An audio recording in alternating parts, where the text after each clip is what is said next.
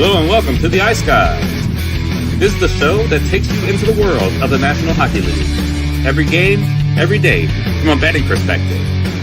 With pro sports handicappers, Ian Cameron, Alex B. Smith, and various guests from the world of hockey and sports betting. And now, here's your host, Ian Cameron.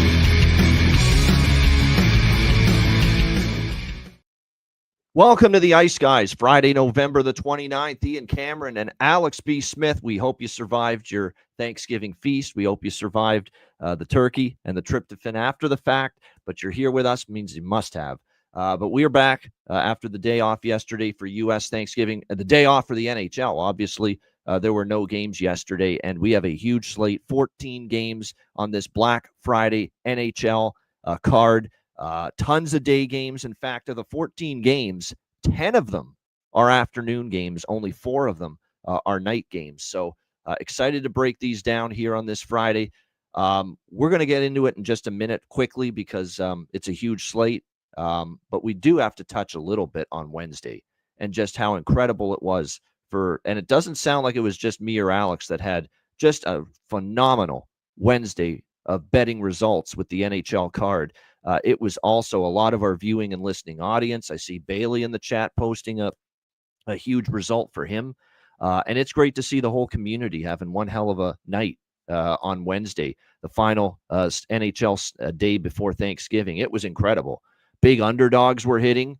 St. Louis, another best bet winner for me with them as a big dog for the second straight game. Now 2-0 under Jim Montgomery. Alex had the guts to step up to the plate and say, hey, Chicago's live here against the Dallas Stars the other night, and they got the job done in their offense. I said on our group chat, I think I was about to faint seeing Chicago score 6 goals in that game. A Taylor Hall hat trick. Connor Bedard gets off the schneid. That was a shocker as well. I mean, it's endless. I mean, it's the over by Fecta in the Rangers-Canes game. It was Carolina team total over, cashing again. The gift that keeps on giving. The Washington first period over, another gift that keeps on. I think I could go on forever about just how amazing Wednesday night was. Alex, it was an all-timer, I think, for both of us as far as how profitable it was. Yeah, I mean, and we've had some big, the fucking 2-0 sweep for the bargain bin for you. How could I forget that? Yes. Yeah, we've had some big Wednesday Eves before because we talk about, like I said, we kind of picked up the pattern of how those games go. But yeah, collectively, that's about as good of a night as we've had in over the last few years for sure. And like I said, for me to hit both of my bargain bin plays, Taylor Hall and Tom Wilson. And it's funny, Taylor Hall would end up being the first goal of the game. He scores 17 seconds in and gets a hat trick. Tom Wilson getting the last goal of that game. That was the game winner for Washington. So important goals for those clubs as well. So it was just an all-around great night. It hit a couple of draws, hit the under in the Vegas-Colorado game. We talk about how we don't bet a lot of unders here, but that under was dead nuts, 1-1 going overtime and going into a shootout. So I said, couldn't script the night any better. Like, if we can have 25, 30 more nights like that in the season, it'll be absolutely fantastic. Exactly. Now, we know that's not possible, but we can always hope for at least a handful or at least a few even nights like that. Like nights where it's like, for me, what was it overall? Like 28-15 or something. I think with the best bet card on SoBet, which is the platform where I just have the top plays, it was 11-2. I mean, you're just not going to get that every single night. So when you get it, enjoy it. Like I said, I'm always happy for 6 and 5. And if there's a plus sign at the end of the night, as far as units, I'm happy. Sure. Yeah. I'll take it every single day. But certainly we really enjoy these kind of nights and these kind of results like we had on Wednesday, just a little bit more. Well, that's the past, though. That was 2 days ago. What are we going to do for an encore here for this Black Friday slate? So with that in mind, let's get into it. We've got the first game dropping the puck about an hour from now. New York Rangers, Philadelphia Flyers. We've got the Rangers minus 150 road favorites, 6.5 the total, shaded to the under. I'm still on that anti-Ranger train right now until proven otherwise at this point in time. Now with Philadelphia, there's another one. Philadelphia coming back to beat Nashville the other night. And I had a small piece of the Flyers money line, a bigger piece of the Flyers team total over in that game, coming back to win 3-2. The team total was 2.5. So that ended up cashing. That's kind of what I'm coming back to here. Little split with Flyers money line, Flyers team total over. And you can get the Flyers team total over 2.5 minus 140 is what I was able to get with that. The Flyers are playing some really feisty hockey right now, and I'm just not seeing that out of the Rangers. I'm seeing soft hockey. I'm seeing bad, getting outplayed, not having the puck for extended stretches because the opponent just has it more and is dictating terms. We're just seeing a lot of that right now for the New York Rangers at this point in time. And, maybe Thanksgiving clears their head and they're ready to come out strong. They have owned this Flyers team. That is something that's on their side. 7-1 in the last 8 meetings over the Philadelphia Flyers. But, I don't like what I'm seeing. I like what the way Philly's playing. If you actually look at the losses, Carolina was a close game. They lost that. Colorado was a 1-goal game, and those are good teams. They lost in a shootout to Vegas in a game they were up 3-0 at one point. It's definitely a Flyers team that, look, form-wise, they've got a little bit better of it right now. So, the Rangers are certainly still the better team, but they're not playing in the form like the better team right now. So is today the day? Perhaps, but for me, we'll get back to the Flyers money line split with the team total. Fedotov in net for the Philadelphia Flyers. Like I said, that's probably the one thing that the Rangers definitely have in their favor, the goaltending edge. Although Shesterkin, man, another game where he gives up 4 goals against Carolina the other night. Not pretty. He has been fighting the puck lately. So I'm not a big Fedotov fan, obviously, but how much do we trust Shesterkin right now? So for that reason, I grabbed a 6 at minus 120 at Pinnacle over. Full game only, no first periods, because the Flyers have been a pretty good under team in the first period. Just full game, small piece of over 6. So 3 smaller bets here to get the day going. Flyers money line, Flyers team total over, and full game over 6, minus 120. And one thing I want to point out, and this is credit to Jonathan Davis, because I wouldn't have known this if he doesn't send it to me. 22-6, the record for road teams on Black Friday the last 2 years in the NHL. 22-6. It's a pretty strong run for road teams. And here I am, first game of the card, making a case for the home team. Alex, what do you think here? Rangers and Flyers.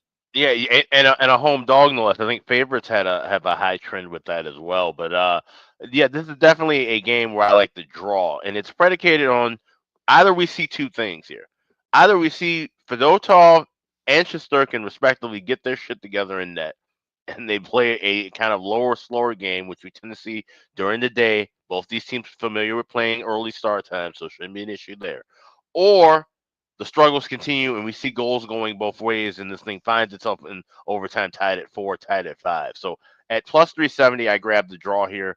Either scenario wouldn't shock me, but that's the only thing I have here in pocket. Like you said, definitely want to be aware of just blindly betting home teams, blindly betting dogs in certain spots. Like I said, it's all predicated on different things. Where just like on Wednesday, so this week, this is where you really have to handicap and do some digging. You can't just always blindly follow a trend, but there are certain things that will pinpoint and help you find some spots on the card today. Yeah, no question. It's all case by case. Exactly. So you can't just say, 22-6 road teams the last 2 years on Black Friday. We got to bet every road team. Certainly, if I like a road team now, I'm going to be pushed more in the direction of betting it because of that recent success the last 2 years for road teams on Black Friday. But it's certainly not going to be one where it's just, the 22-6, you just pepper the board with road team bets. No, it doesn't work that way. And what I see here is, again, till I see something better out of the Rangers, we're not touching them, even though they're the road team here, and even though the road teams have gone 22-6 the last 2 years here on this Black Friday. I think I might add that draw. I could see it here as well with these 2 teams. That maybe we get some overtime. Brett Berard, Will Cooley. I've said it for a couple of games in a row now with this Rangers team. Don't look at these overpaid stiffs right now.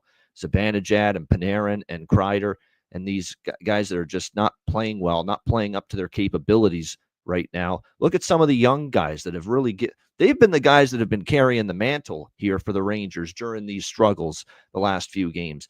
While they've been losing, you can't blame Will Cooley. You can't blame this young kid they just called up, Brett Berard, who got his first NHL goal the other night against Kakalaki. They're doing their job. They're giving this team energy. They're giving this team strong effort, good play, getting scoring chances, getting goals. So I think from a prop standpoint, you definitely could make a case to look at those 2. I think there's great value with both of them here in this game right now for the for the Rangers. For the Flyers, a lot of their offenses come from, Mishkov's been very good lately. There's no question about that. We saw a great comeback win from them against Nashville the other night. Morgan Frost starting to heat up just a little bit. I'm noticing his name start to pop up again on the score sheet, which is good news for the Flyers. He's been in and out of John Tortorella's doghouse really from the very beginning here in Philadelphia, but it's nice to see him start to get on the scoreboard here as well. All right, next up, we've got Chicago and Minnesota. The Wild minus 250, home favorites, 5.5 the total here in this game. This total's 5.5, and I get it. Full season. Minnesota defensively very good. It's been an awesome year for Phil Gustafsson in net. We know Chicago hasn't been able to put the puck in the ocean pretty much the majority of the season. So the 5.5 makes a ton of sense to me why this total is where it is. That being said, you know how I often feel from a momentum standpoint. You start to see the lamp go on and get lit like it was for Chicago 6 times the other night in a 6-2 win over the Dallas Stars. That's positive confidence you take to the next game for a team that's been struggling to find the back of the net. All of a sudden you get 6 goals and it's like, whoa, we can actually do this. We can score. We've got offensive abilities here on this hockey team. And they do. Taylor Hall gets off the schneid with a big hat trick. Connor Bedard finally on the scoreboard. And you could see, and it was a great close-up camera shot on the broadcast the other night when Bedard scored. Just the relief. It's like a piano was lifted right off his back, scoring that goal the other night against the Dallas Stars. This team, we all thought, I know you did, Alex. I did. We talked about it all off season, the Blackhawk preview video we did with Jarek. We talked about it. We thought this was going to be a much better offensive team. And for some reason, it just hasn't been that way. But, you like the fact that they scored 6. I did grab a small, tiny little shekel here on the over at 5.5, just because I like the momentum of it. You got Chicago. Hey, we can score goals. We're getting our offense. And it was. I saw better puck movement from that Hawks team. And that's a good Dallas team they played. So that's what made it even more impressive the way they played offensively in that game. So do have a little small look to the over 5.5. Almost took a shot with Chicago, but I stayed off that. I'm just looking at a little bit over 5.5 here. Just a bit of a momentum thing for Chicago. We're oftentimes a team that's struggling to score. They finally have a breakout, bust-out game like that against Dallas, 6 goals. Sometimes that's a nice little momentum situation I look at from a total standpoint. Alex, what do you think here? Blackhawks Wild. Yeah, well, this will be a packed house, XL Energy Center, Black Friday. This is always a big game, especially with the Hawks coming to town. So I think this game was already sold out quite a while ago. So that'd be big advantage for the Wild. And I think this is going to be a game, like I said, like that momentum from the Hawks having that win at home against Dallas carries over. But I think it carries over early. I only like the first period over here. I got minus $1.15 last night. You can get it now at $1.10 if you shop around at Caesars with that first period over. I think we can see some goals early, and then I think we can see the pace kind of maybe taper off a little bit. But I think that could be a favor of the Wild. I think if the game opens up, the Hawks can score early. That will press the Wild to get their offense moving, and then this game could get out of hand. The Wild have absolutely dominated the Hawks. 9 of the last 10 meetings, they've come with a victory. So wouldn't be looking for an upset here either. We'd just be looking at the first period over. Maybe if the Hawks can get a lead, grab Minnesota at a cheaper price in game. Yeah, no question. All right, Tampa Bay, Nashville. We got even money both sides, 6 the total here in this one with the Lightning and the Predators. Just a ghastly loss for the Nashville Predators the other night. Horrific. I mean, for a team that's just trying somehow, some way to get on some sort of a roll, which they kind of need to do now. Like, they're burying themselves in early grave right now, Nashville, especially with some of these losses that they have had lately. And the more this shit keeps on going, the harder it's going to be for them to get back into the mix here right now. So not going to get any easier playing a Tampa Bay team that is coming off a 5-4 loss the other night to the Washington Capitals. One of the most insane fuck-ups you'll ever see from a goaltender in that game. Charlie Lindgren, man, when you shovel the puck backwards toward an empty net, make sure you actually push it wide of that empty net. He obviously did not do that. It ends up going into the back of the net, and it ends up I've got to interrupt this and address this. Apparently, Eberflus has been fired. This is official. Yep. Which is great. Why the fuck's he doing a press conference this morning? Why? Can anyone explain that? Why is he doing a press conference this morning then? Why are you announcing this now? Why, like, say what you will. The man has done a horrible job, but he is a human being. He might be a nice man for all we know. Why are you putting him out there for a press conference and then firing him after the fact? That makes zero sense to me. That's the Bears. That's Chicago Bears for you. So that's how bad it's been. Bears never, as Alex, we were talking about this before the show started. Bears never fire a coach in season, and somehow it's the first time it's ever happened. The first time it's ever happened here. Well, that's how bad it's gone. The cavalcade of bullshit that this man has pulled in the last 2 years. He should have been fired numerous times before this. So day after Thanksgiving, didn't fucking matter. You're gone. Yeah, that was the final straw. It was his straw that broke the camel's back. That's it. So good. Yeah, no doubt. Good news. So he's gone. And by the way, I could go on a rant for 10 minutes about that timeout disaster at the end of that Bears and Lions game yesterday. That's one of the biggest botch jobs from a coaching standpoint and clock management standpoint. The only thing I'll say about it is, I know Caleb Williams deserves some blame, but he's a rookie quarterback, man. You're the head fucking football coach. You know you've got one timeout left. You know the clock is dwindling down. Call the damn timeout, man. You're the head coach. You're the one that's running this ship.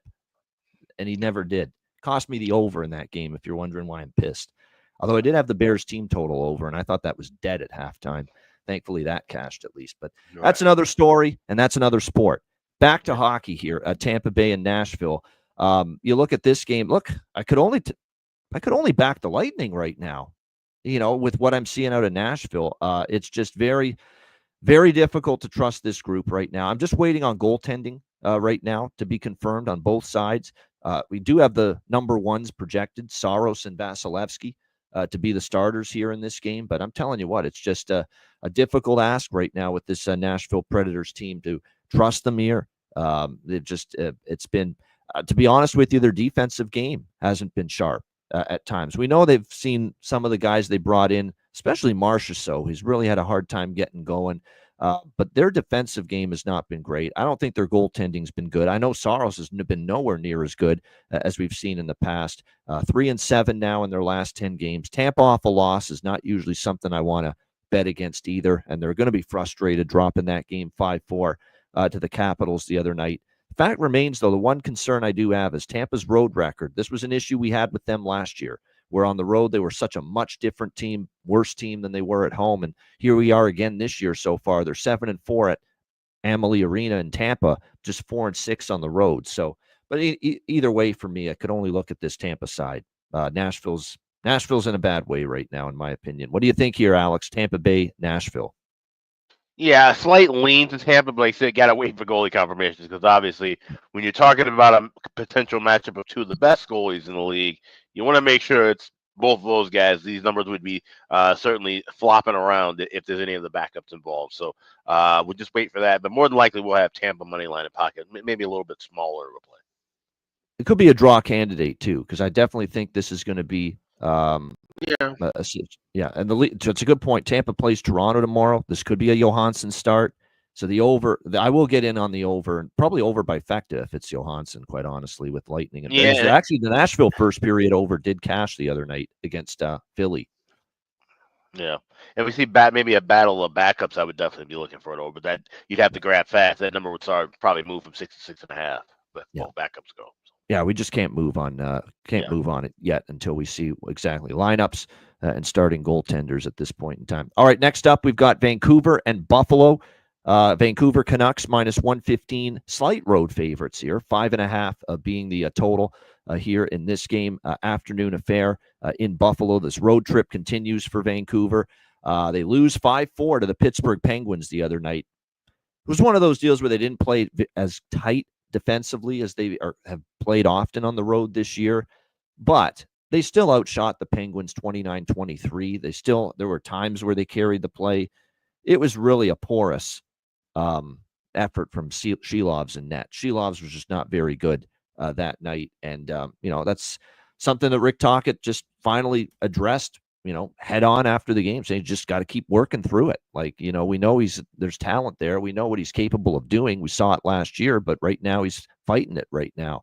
And he went into a really nice statement talking about the struggles of Shelov, saying he's not square to the shot. He's kind of guessing a little bit. He's deep in his net. He's not challenging the shooter like he did last year when he was playing with great confidence. So it's all kinds of things right now that are causing him to struggle. So you would assume we're going to see Kevin Lankinen here in net for the Vancouver Canucks in this game. They do not play tomorrow, so makes all the sense in the world to go with a guy that is a perfect 8-0, by the way, on the road as a starter. That's right, 8-0 on the road as a starter is Kevin Lankinen going in, if he indeed gets the start, which I assume he will. Ukko-Pekka Luukkonen projected to be the starter for the Sabres. Again, we don't have the confirmation, though, yet. Key injuries, though, for the Vancouver, or key injury. Well, we already know JT Miller's away from the team, but Philip Hronek, I mean, that is a very big loss. Week to week with an upper body injury. He plays, the most minutes of anybody on that blue line. He can chip in a little bit offensively from the blue line. It's probably going to be Vincent Desharnais that's going to get that assignment to draw into the lineup on defense in the absence of Phil Hronek. So very, very difficult to lose him because he's so good for this Canucks team. I'm just waiting on the goalie confirmations, but I did say, Vancouver's a team I'm looking to back here on this road trip, and they have won 3 straight against the Buffalo Sabres, including 2 in a row here in Buffalo. So as long as Lankinen's in net, Vancouver will be a go for me at this price, minus 115 against Buffalo, coming off the shutout loss against Minnesota. And, of course, with that in mind, Buffalo off the shutout loss to Minnesota, we are on the system play as well. First period over 1.5, first period over 5.5 with the Canucks and the Sabres. Alex, what do you think here, Vancouver, Buffalo? Yeah, only rolling with system play 1 with these cheaper prices. You get laying $1.15 with the 5.5, $1.10 with that first period over. So you're going to roll with that. That's only 2 plays I like here. All right, good stuff there. All right, next up we've got New Jersey and Detroit. New Jersey Devils minus 180, road favorites. The total in this game currently 6 across the board. Actually, minus 190 is actually what we're looking at in some spots with the New Jersey Devils. This is another system play. We just talked about it with Vancouver and Buffalo. It's also in effect here, courtesy of the St. Louis Blues, who shut out New Jersey on Wednesday night 3-0. Which was great to see for yours truly. Now the Devils looking to bounce back here tonight against this, or this afternoon rather, against this Red Wings team. I think they do. I just don't like, minus 190 with them here in this particular spot. That being said, I do think we can see New Jersey find the back of the net. Games off a loss, games where they've been held to 2 goals or less, and in this case, obviously off a shutout. They've been very good at bouncing back. I'll give you 2 great examples of it. 1-0 shutout loss to San Jose. Next game down in Florida. Very good Panthers team. 4 goals they score. They win 4-1. They get blanked 4-0 by Tampa Bay. The next game after that, New Jersey, Carolina at home. They score 4 goals. They win 4-2. They've been a very good offensive bounce back team off a loss, especially off a shutout here in recent times when it has happened to the New Jersey Devils. So not only am I going to go system play here, over 1.5 first period, over 6 full game, I'm also going to go Devils team total over 3.5 minus 104 at Pinnacle. Because look, not only the system, but last 2 times, Alex, after a shutout loss, New Jersey has scored 4 goals the next game. So 3 bets here, system play over by Fecta and Devils team total over 3.5. Alex, Devils, Red Wings. So I'm on the system play, but I have the draw as well. I think this one could actually be one of those crazier games. I think we see some back and forth action here. So if you like the correct score, maybe a 4-4 sprinkle. I guess I got a gut feeling of something like that. So draw plus 380 is what I grabbed last night, but also will be on smaller units, just like with the last game, first period over and full game over. You know what? People in the chat mentioning someone that's heating up. For New Jersey, I like Stefan Nason. Especially, I find he's someone that often when they don't score, or they don't have a good offensive game the previous game, he's usually the guy that responds the next game. I could definitely see Stefan Nason chipping in. The one you got to keep an eye on here for Detroit, because he's finally heating up, it's Lucas Raymond. 4 straight games with a goal, 4 straight games with a point as well for the Detroit Red Wings. Certainly starting to heat up at the right time. Keep an eye on that. He'd probably be worth a look on the Detroit Red Wings side of the equation here as far as a goal prop in this game. Markstrom and Talbot projected to be your goaltenders here. Neither one, though, as of yet, is confirmed. All right, we roll along as we are in the middle of this big swatch of games at 3 p.m. Eastern time. noon Pacific, because the NHL still doesn't have a fucking clue how to stagger their start times. But that's another story. We've got Calgary minus 115 road favorites. The total 6.5 shaded to the under in this game. Now, this is the first of 2 games in the next week between these two teams, and certainly under emotional circumstances. Obviously, you're talking about Johnny Gaudreau, the team he was most recently with, Columbus, before his passing. And, of course, the team he spent the majority of his NHL career playing for, the Calgary Flames. And they are going to do special ceremonies, special tributes, I believe, before the game in both Columbus this afternoon and then in Calgary when these teams play next week. So going to be, like I say, a little emotional feel in the building because of this. I think this is a good draw candidate. I mean, from a side perspective, I think this is tricky because Columbus has played good hockey at home, even though they lost to Montreal the other night in overtime. They've still been a pretty solid team at home lately. Elvis Merzlikin's confirmed in net, not a surprise. One thing that does concern me here is Igor Shinikov's landed on the injured list. It looks like Cole Sillinger, too, for Columbus. Actually, he's back, so that's good news. They do have Cole Sillinger available for this game. For Calgary, we do expect hungry like the wolf. We do expect Dustin Wolf in net, coming off a streak-snapping loss in his last start against the Ottawa Senators to begin this road trip. Big goalie edge for Wolf. So I like the draw a little bit. If it's Wolf, I will add Calgary to the mix here as well at minus 115. That's kind of what we're looking at here. Might be even a Flames team total, because I'm telling you what, Columbus and Merzlikins, especially lately, continuing to hemorrhage these goals. I mean, and give up just too much. So the Flames team total might be split for me with the money line if indeed Wolf is confirmed in net. What do you think here, Alex? Flames, Blue Jackets. Yeah, I took Calgary minus 115 last night. More than likely, it's going to be a Wolf star, but I might add that team total with Calgary as well if it is confirmed with that. I think that's a good look. And Columbus has just been kind of a mess defensively. And like I said, I know this will be, like I said, a bit of an emotional game, being as Calgary, Columbus, of course, kind of the Gaudreau moment for sure. But I think Calgary can get the better. I think this is just too cheap of a price. I think, the respect for Columbus, I don't know where it's coming from. Like I said, okay, they hung around and lost 4-3 to Montreal the other night. Well, Montreal's not a good team either.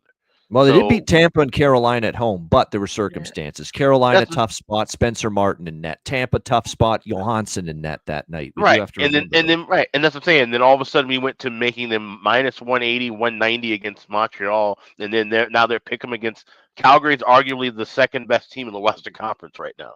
So this is kind of I think the number's crazy. So regardless of goalie, I'm on Calgary. I already bet it, but I'll add that team total if it's Wolf. I think this will be definitely more like a 4-2, 5-2 kind of a game if Wolf gets to start. That's the conundrum with talking about this little resurgence Columbus has had at home. You look at it on paper without looking into the details. Whoa, you beat Tampa. Whoa, you beat Carolina at home. Phenomenal wins. Look at this team. Well, you got Tampa in a good spot. You got Carolina in a good spot, and you had backup goalies both nights playing for those teams, right? Martin for Carolina and Johansson for Tampa Bay. Remember, Johansson for Tampa Bay, and it was that crazy game. Remember that just recently in Columbus? And we talked about it with the Tampa, talking about Johansson. Johansson actually might not even be with the team.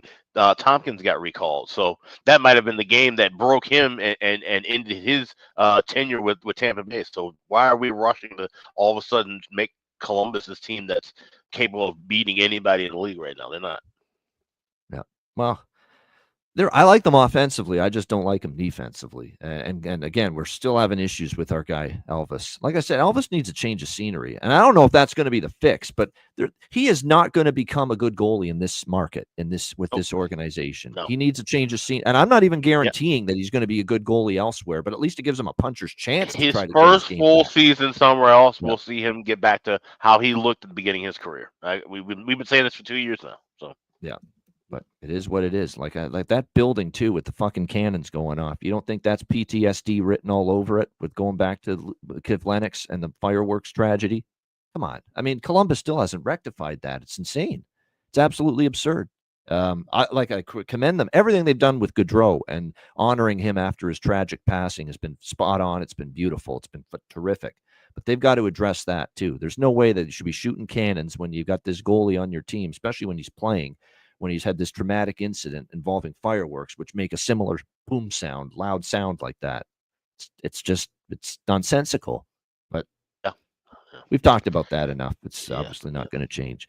Islanders and Capitals. We've got Washington minus 150. Home favorites, 6 the total, shaded to the under. Monahan is a good prop look, I think, especially, any game where it's, there's this Gaudreau feelings. Remember that, of course, the night they actually did the first home game, pay tribute to Johnny Gaudreau, and Monahan scored that Maybe night. Monahan first goal. Yeah, first goal could be a candidate as well. No doubt about that. Capitals minus 150 over the Islanders, 6 the total. How about that quote from Patrick Waugh after yet another Islanders loss Wednesday night against the Boston Bruins? I'm going to keep working as hard as I can. This is the team Lou gave me, and I'm not going to give up on them. Whoa. Hey, sweet Lou, meet the bus that Patrick Waugh is trying to throw you under right now. Holy shit, with a statement like that. Oh, my goodness. That's a waiter mentality, right? He said, I didn't cook this shit. I'm just bringing it out to you. Yeah, exactly. Yeah. I'm not the one making you sick. I'm just bringing it. It's the guy back there making you ill. Yeah, right now. But yeah, when you look, that pretty much confirmed when I saw that and heard that, that pretty much confirmed the rumblings that there's some disconnect right now with Lou Lamoriello and Patrick Waugh, because apparently Patrick Waugh wants input on player personnel and Lou still wants to do it his way or the highway. And that is where these bullheaded clash of wills is happening right now behind the scenes within the New York Islanders organization at this point in time. So this is not a good situation. This is a team playing some horrific hockey right now. 8-15 now on the season for the New York Islanders. They're on the road where they've been actually, believe it or not, they've been horrible at UBS Arena. They've actually been modestly better on the road. 5 wins on the road compared to just 3 wins at home for the Islanders. But I'm not going to ask them to beat this Islanders team right now in their current form. They are just a lousy 3-7 their last 10 back-to-back home losses against Boston and Detroit. Washington, what a 2 games down in Florida. They beat the champions, the Florida Panthers, 4-1. They see that horrific all-time gaffe by Charlie Lindgren against Tampa Bay go in to give the Lightning the lead. And I said it at that time, if I wasn't already on Washington in that game, I would have bet them live, because I knew that team was going to go through the boards to try to win that game for Charlie Lindgren after that gaffe. And sure enough, they did. They tied it. And then Tom Wilson, which was one of Alex's bargain bins Wednesday night with the redirection and the game-winning goal to give the Capitals the win there in that game. Like I say, this Islanders team, and the problem for the Islanders too is if the defense is going to start giving up 10 goals in the last 2 games combined, like it has to Boston and Detroit, they're going to have zero chance, to win games with that taking place. So I went with BetMGM over 3 with Washington team total in this game instead of the money line. It's a flat 3. You can get it at minus 120, or you could get 3.5 at plus money, whichever you prefer if you're going to bet Washington team total over. And you know what I'm also on, and this is over by Fecta, just like the other night with Washington, but more heavily weighted on the first period over, given that incredible run of first period overs with the Washington Capitals. What is it now? It's 12-1 for Washington Capitals first period overs in the last 13 games. It's been an incredible streak. We've been riding it now multiple games in a row.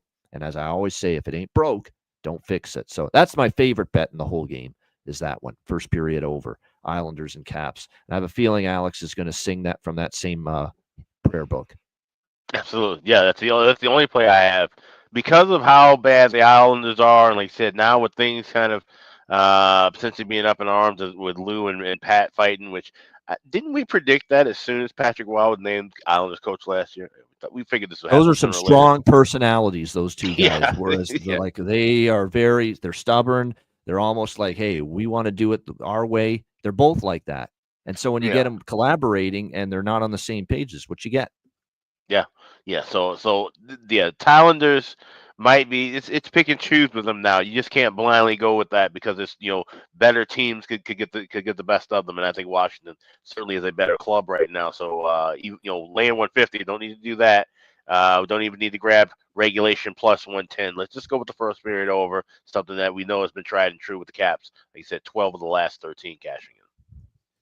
No doubt, and it has been continued to be good. And look, without Ovechkin too, to score 5, I think we can stop worrying about the Capital offense without Ovechkin. Certainly, not panicking anyway. They're still going to have their games without Ovi where they're going to maybe get shut down and only score 1 or 2, but they're still shown that they can be capable to score 4 against Florida, 5 against Tampa. Protas, Wilson, and Strome, I thought were an excellent line. They've had good chemistry in the games without Ovechkin. McMichael has been good as well. We've talked about that all year. They can once in a while get a Lars Eller chipping in. And wait, what if this Russian kid, Miroshnichenko, finally gets going consistently? And, because he's got great offensive upside, just haven't seen it from him yet at the NHL level. If he gets going, there's enough around this team right now to supplant Ovi. At least for the time being. You don't want to be without him for an extended period of time, but certainly there's enough to handle it right now. All right, next up, we've got a pretty good game here. We've got Florida and Carolina, divisional matchup here. Carolina minus 155, home favorites. The total 6 here, pretty much across the board. You know what we're doing here in this game. Yeah, we're going back to one of the favorite bets we have rolling right now. Hurricanes team total, over 3.5. 9 straight over 3.5 team totals for Carolina at home.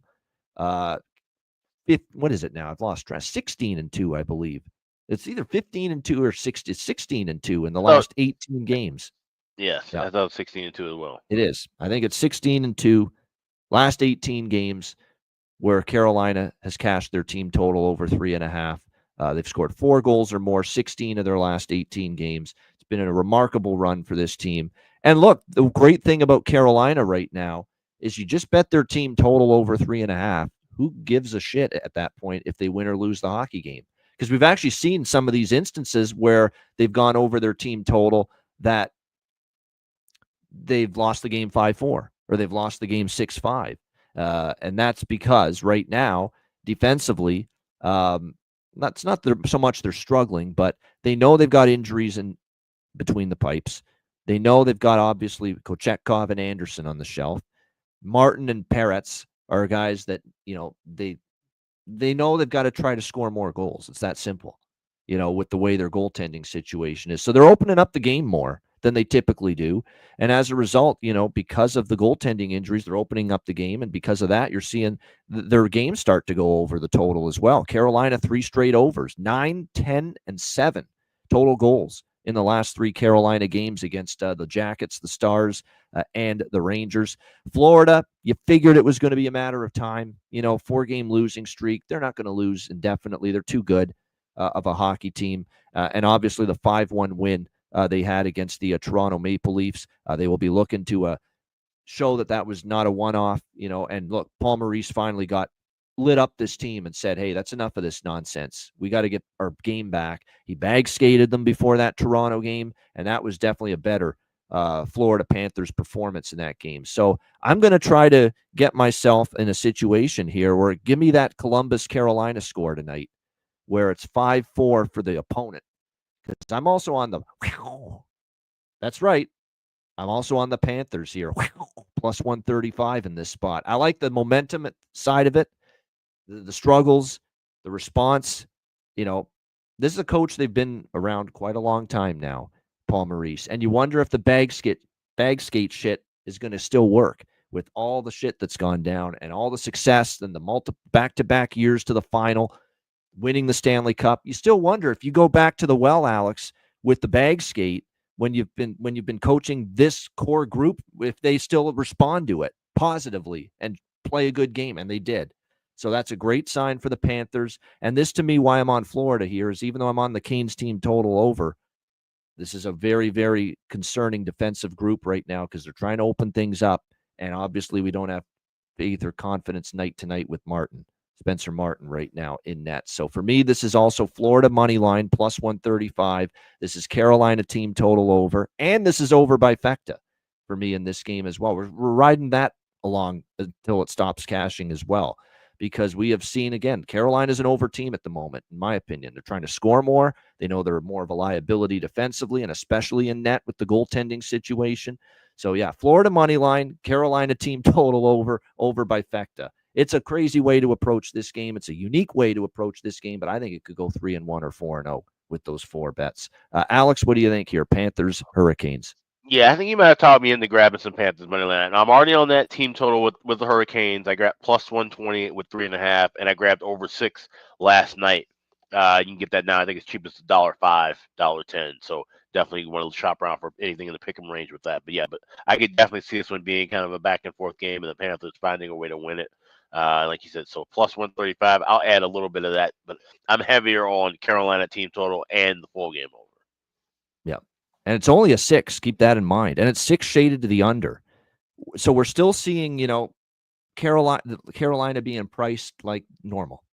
And it's not a normal situation. They're scoring more goals. I think they're actually a better offensive team this year, and they have clearly shown that than last year or 2 years ago.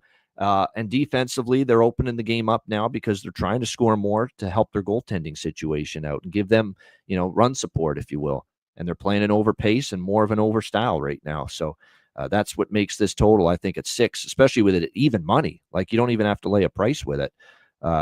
Very good value here with the Panthers and the Hurricanes. All right, next up, Seattle and San Jose. This is now 3:30 Eastern with the next 2 games we're about to talk about. Seattle minus 150, road favorites in this game, and the total sitting at 6, shaded to the under. Here with the Kraken and the Sharks. Seattle, up and down. I mean, it's just been a long stretch of hockey for the Seattle Kraken that has been really just a roller coaster.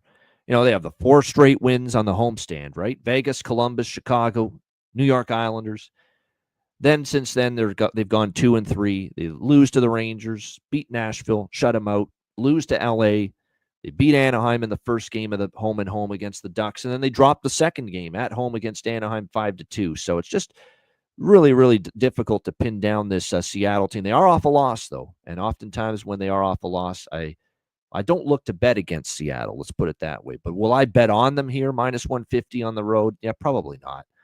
Probably not at this price. San Jose coming off the 4-3 loss to Ottawa on Wednesday night. They're 1-4 in their last 5 games. Yet I do like the way they've played in some of these games. They've played a tough Dallas team. St. Louis, they could have won. They lost in a shootout there, 3-2. The Buffalo game, they were leading going into the third period on Joe Thornton's big night, and then they coughed it up with a bad third period. They pounded LA 7-2. Celebrini had a great game. And I thought they deserved to beat Ottawa the other night. I mean, that was Linus Ullmark getting his game back, because Ullmark was phenomenal in the game, I thought, against San Jose the other night. Much better from him. Mackenzie Blackwood was not.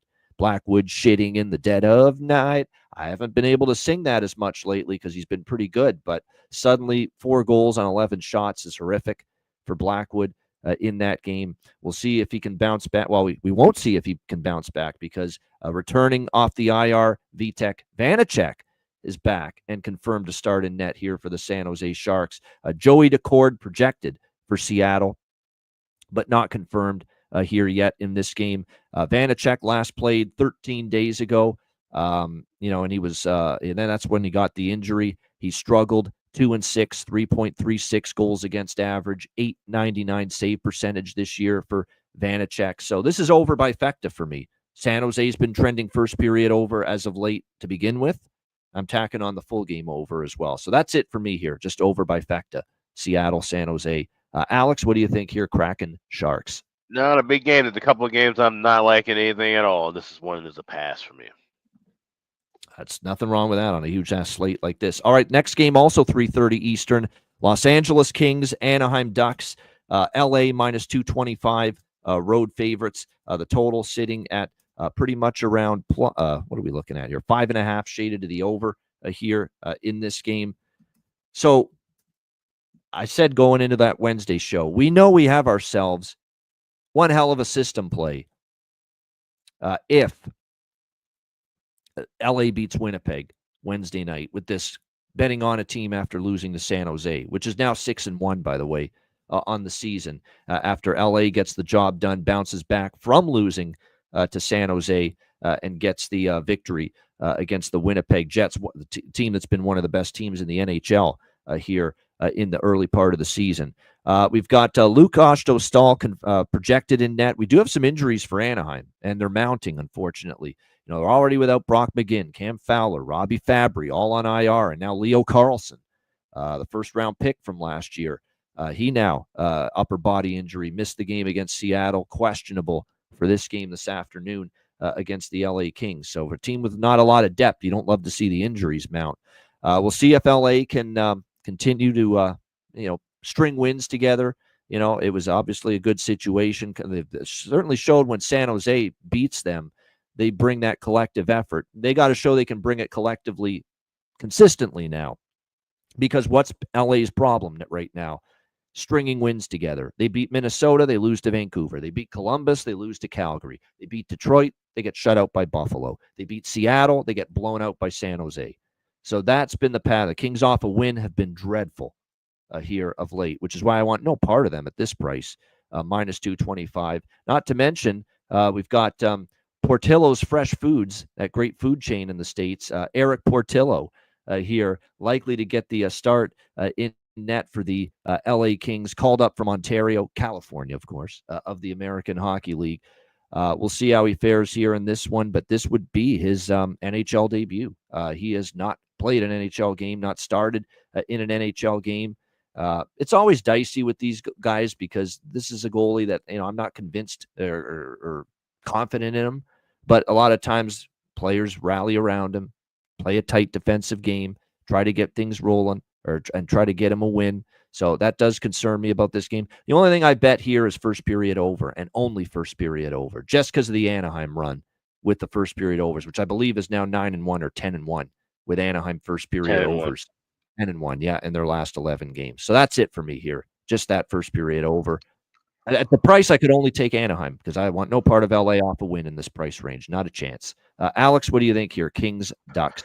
Yeah, so I grabbed that last night as well, minus $1.15 with the first period over, and like I said, kind of having a hunch that it was going to be Eric Portillo in that. Now, he's not from the famous family that makes the great Italian beefs in the Chicagoland area. No. He is actually from Gothenburg, Sweden. Though, yeah. He's Gothenburg, Sweden. But he's played 3 years at University of Michigan. I actually watched a few of his games. He had great form in college. Look at his numbers when he first turned pro back in 23-24 in Ontario. 24, 11, and 3 with 2.5 goals against average and a 918 save percentage. So he has decent numbers. He's got the decent size.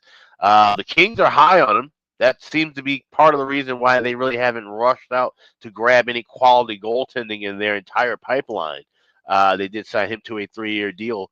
So he's making his debut. I don't know if the Kings are even at this point still worthy of laying 225 with him starting in net, though, despite those good numbers that I just mentioned. So would lean to Anaheim if I had to take a side, but right now it's just only first period over.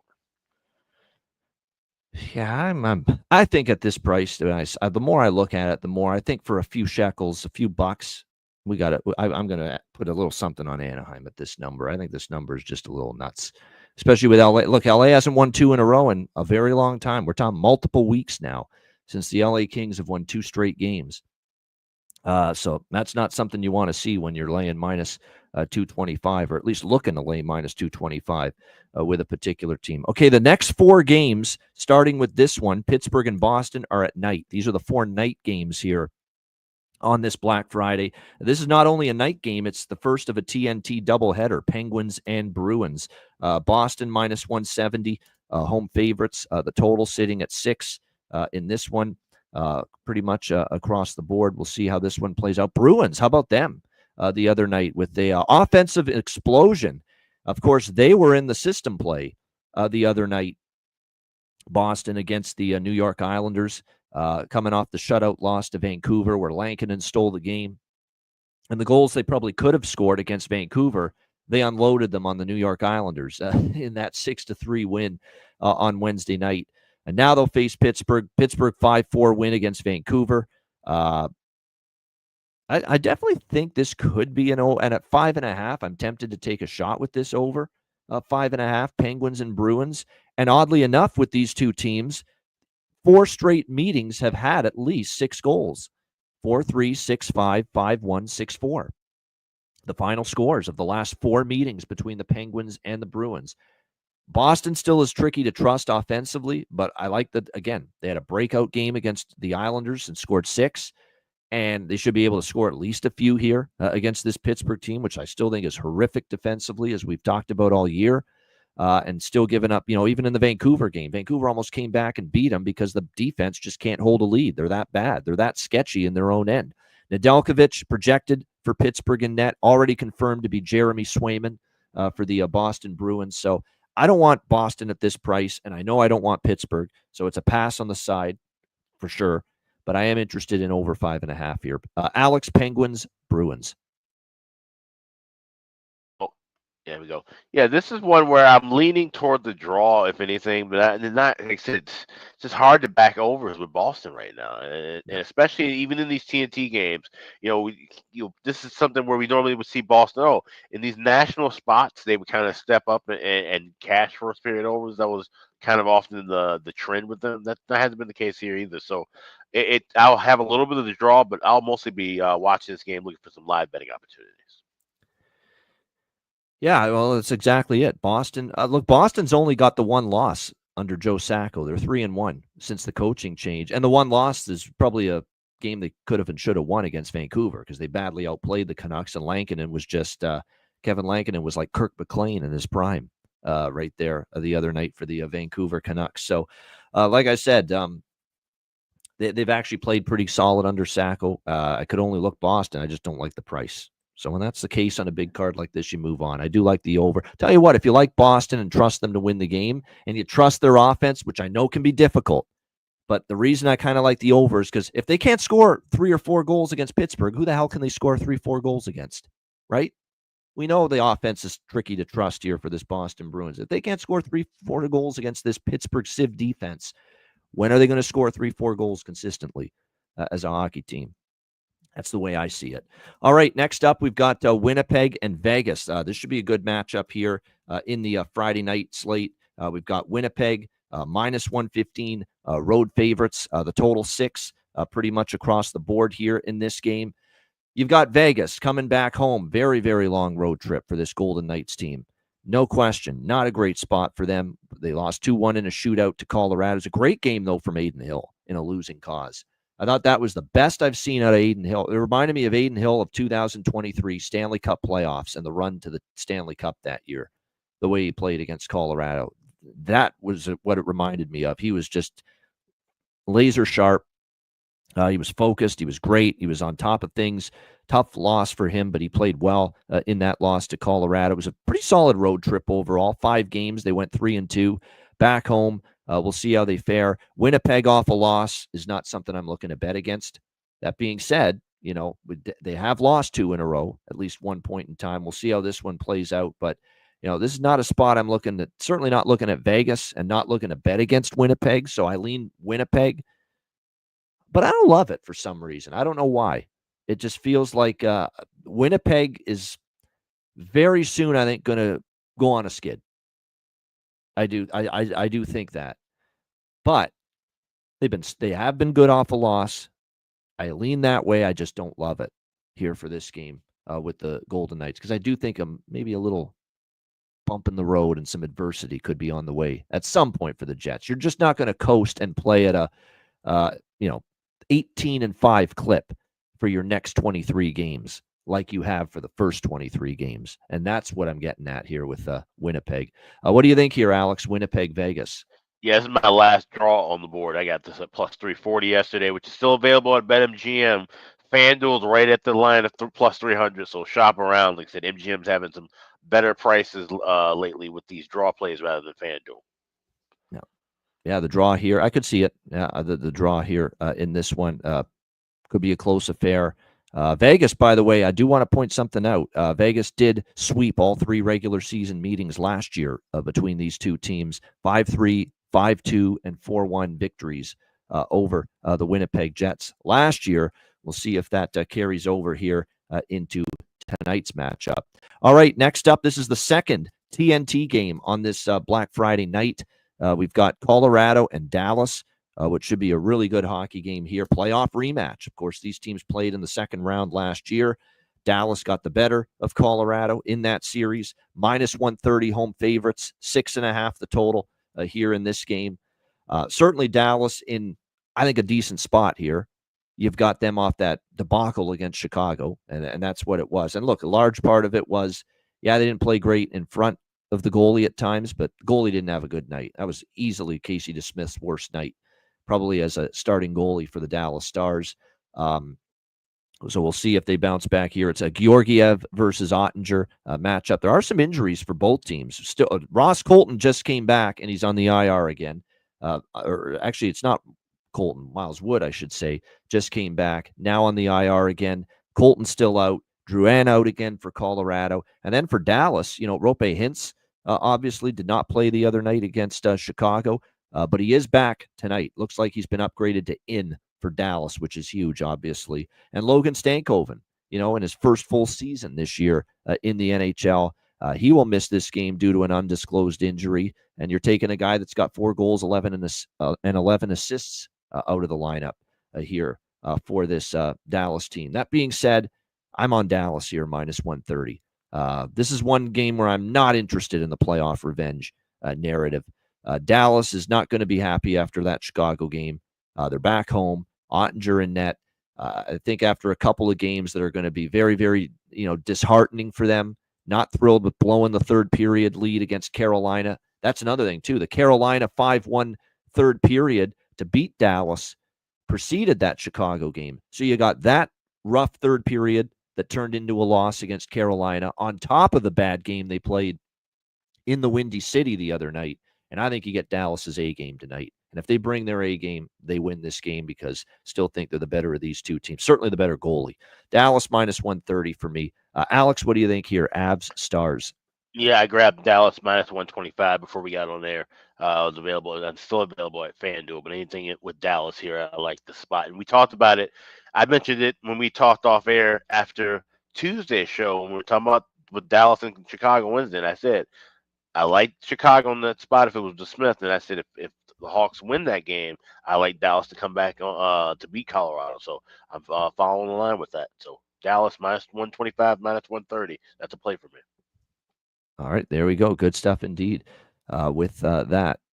Let me just see here. Oh, yeah, this is, I was just thinking, the Calgary-Columbus game.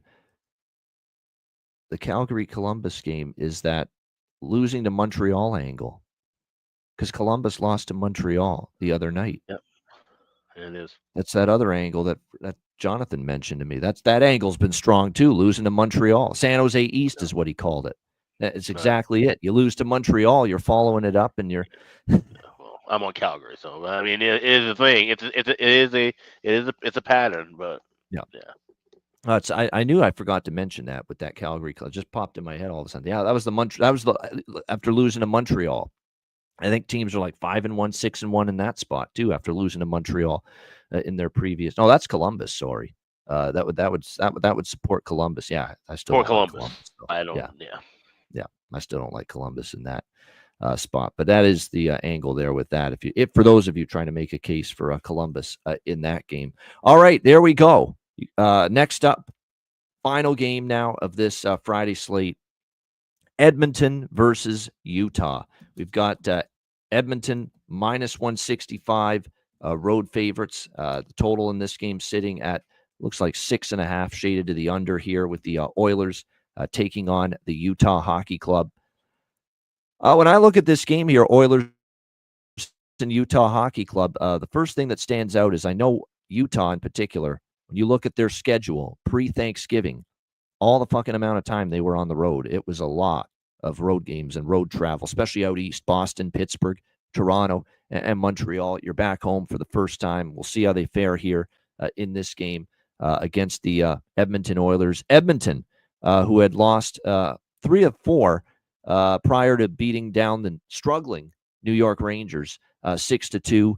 And that game was last Saturday. So you're talking about a huge rest advantage here for Edmonton. Now, Utah hasn't played since Tuesday. They did not play Wednesday. So they've had a couple days too, but it's been a very extended break here for the Edmonton Oilers. And we will see if that means they can ramp things up a little bit. I like a couple of bets here. Like I think it's a tricky spot for Utah, as much as the Delta Center and the environment, the atmosphere is certainly capable of providing a boost to this team. Now the fact remains, Utah is still just 4-5 at home, and Edmonton's been pretty solid on the road this year, 6-3-1 coming into this game. So I think it's a little bit of a tricky spot here for this Utah Hockey Club. Vejmelka's in net. Now, he has been the better goalie lately. We'll see here tonight. Stu Skinner is projected for Edmonton, but not confirmed as of yet. I'm going to go with probably in this game here. Edmonton has gone over in 3 straight games. I'm pretty sure Edmonton, Arizona as well. If you think back to the Edmonton, Arizona games the last few years, they've been high scoring a lot of times. So I'm going to go over by Fecta here, Edmonton, Utah. And I'm also going to go with Edmonton team total, over 3.5, even money plus 100. I do think they get to 4 goals, and I think it was kind of a wake-up call for them offensively the other night against the New York Rangers with their performance. So I'm going to go Oilers team total over and over by Fecta here with the final game of this Black Friday NHL slate. Alex, what do you like here, Edmonton, Utah? Yeah, this was going to be a pass for me, but I will be adding a player prop. It's not my bargain bin. He was the other day. Jack McBain, you can still get him as high as plus 525 at Caesar. So, like I said, scored 4 goals in a row. I'll take a shot with him to get it at 5 in a row, plus 525 at Caesar. All right, great stuff. Like I totally agree with that. You just keep riding the old McBain train. That's got a nice ring to it there. The McBain train until it stops chugging right now, scoring in multiple games in a row for the Utah Hockey Club. And even for Edmonton, we saw Vasily Podkolzin finally score the other night. And maybe the floodgates, I like that angle where he's ice cold, can't buy a goal, and he finally pots one. So Vasily Podkolzin playing with Leon Draisaitl, and Connor Brown is on that line. So Connor Brown might have some value as well for goal prop here tonight. Not to mention the Nuge and Kasperi Kapanen ended up playing alongside Connor McDavid in the last game for the Edmonton Oilers. So you've got some great value options on Edmonton here because of the shakeups. Podkolzin, Brown, Kapanen, and the Nuge, all have good value. And yes, for Utah, as Alex mentioned, Jack McBain is the red hot commodity right now. That is definitely what you want to go with on their side more than anything as far as goal props. Great stuff. This is pretty amazing. I'm just looking at, I did not intend to go this fast. But here we are, an hour and 2 minutes, and we've gotten through the whole card. So that's blistering pace right now. No question about that. That's some of these college football teams with how fast they play. That's the kind of pace we were going at here with the show today. Great stuff. Shout out to everyone in the chat. 400 people watching live. We really do appreciate all of you tuning in. Hit the like button. I see the Flyers have scored. That's the way to start the day. Flyers 1-0. We got Flyers money line, Flyers team total over. We got the over 6. Let's go. That's how you start. And the draw. I added the draw with Alex once he mentioned that too. So there you go. That's what you want to see. All right, patreon.com. You know what we want to see as well? More of you guys signing up on the Patreon page, patreon.com/Ice Guys, just $10 per month. Goalie charts, totals charts, all the bonus content that you get on the page is posted there. Exclusive live betcasts, January and beyond. We can't wait to start rolling out those exclusive live betcasts for Patreon members only. And, of course, our daily betting cards, sides, totals, player props, posted each and every day on the Patreon page. Sign up now. We're trying to push for 200 members. $10 per month. Your subscription goes a long way to keeping the show going and supporting it long term. So make sure you sign up. It's $10 per month. Patreon.com/Ice Guys. And it's Black Friday. This is the time where everybody's getting ready to shop for Christmas, thinking about gift giving and things like that. You can also go patreon.com/Ice Guys. You can give a membership to someone as a gift. So if you are already a member and you got a friend think might be interested, gift them a membership for a month, and spread the word of the Ice Guys around for sure. But also check out the Ice Guys store today, iceguys.myspreadshop.com. You save 30% off today only, all the way now until midnight Eastern on any order you make there at iceguys.myspreadshop.com. So do not miss out on that. That is the big Black Friday sale, 30% off right now at iceguys.myspreadshop.com. There you go. Make sure you get on that great sale again. And now's the time to order. Like, if you want these things to arrive by Christmas time so that you can put it under the tree, now's the time Right. to definitely get those orders in. iceguys.myspreadshop.com. All right, bargain bin special of the night and best bets coming up right after we hear from our great Ice Guys sponsors.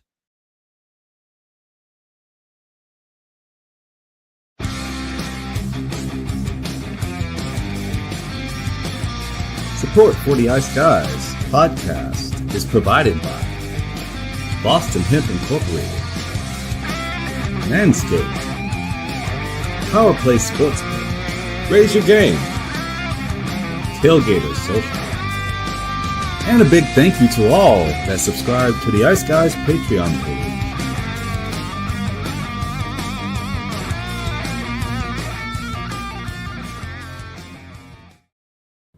Everyone loves a perfect pair. Bacon and eggs. Thunder and lightning. Mario and Luigi. A hot dog with fries. Ian and Alex B. That's right. Everyone loves a perfect pair. So why not pair up your game nights with Boston Hemp? From exotic flower to concentrates and edible products. You'd be hard-pressed to find a better pairing than Boston Hemp and Hockey. Check them out today at bostonhempinc.com. That's bostonhempinc.com. Boston Hemp Incorporated, the official smoke sponsor of the Ice Guys. Void where prohibited by law. Not available outside of the United States. Must be 21 or over to obtain products. Check your local regulations to see if Boston Hemp is available in your area. Shout out to all our great sponsors, including Boston Hemp Inc., our daily show sponsor, and, of course, for our live betcasts as well. 20% off on the website using the promo code ICEGUYS at bostonhempinc.com. All right, bargain bin special of the night. There's not been as much pressure in a long time as there is on Alex B. Smith today to follow up a 2-0 sweep with Taylor Hall and Tom Wilson from Wednesday night, but he'll try, and don't put it past him with the way he's heating up with this bargain bin right now. Alex, what do you like in the bargain bin special?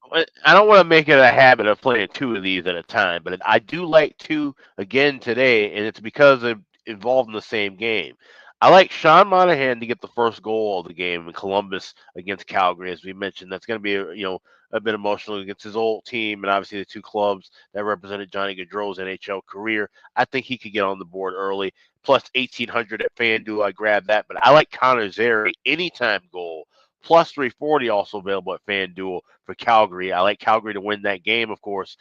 So we're looking at a double within that Calgary-Columbus game. We like Sean Monahan to get the first goal for CBJ plus 1,800. Connor Zary to get a goal anytime plus 340 for Calgary. My bargain bin specials for this Black Friday afternoon. All right, there we go. 2 bargain bin specials. And don't forget, he went with 2 on Wednesday, and he swept the board going 2-0 with those bargain bin specials.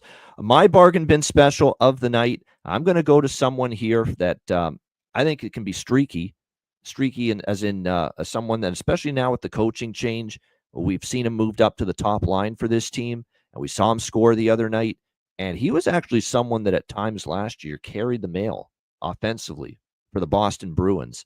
And that's who I'm targeting. We're going to be Morgan Geekie. That's right, Morgan Geekie playing on the top line for Boston tonight. Once again, he scored in the last game against the New York Islanders. You're playing a very defensively suspect and challenged Pittsburgh Penguins team.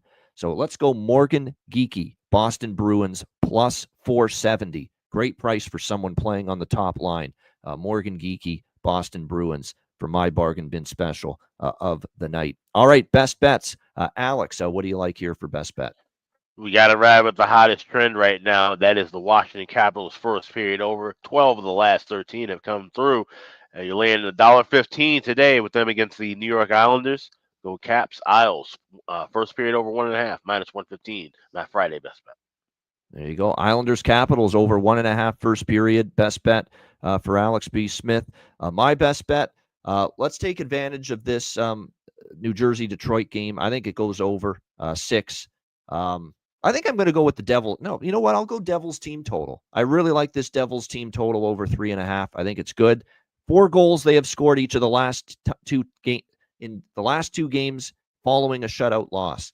New Jersey has scored 4 goals both times. I think they do so again today. Devils, team total, over 3.5 for my best bet for this Black Friday NHL card. Shout out to everyone in the chat. Hit the like button on the way out. A reminder, the Ice Guys is live 7 days a week, Tuesday to Friday, 2 p.m. Eastern, Saturday, Sunday, Monday, noon Eastern. If you can't watch the show live, download the Ice Guys podcast in audio form on all major podcast providers. For Alex B. Smith, I'm Ian Cameron. Have a great Friday night. Enjoy the games and good luck. We'll see you tomorrow on Saturday for another edition of the Ice Guys.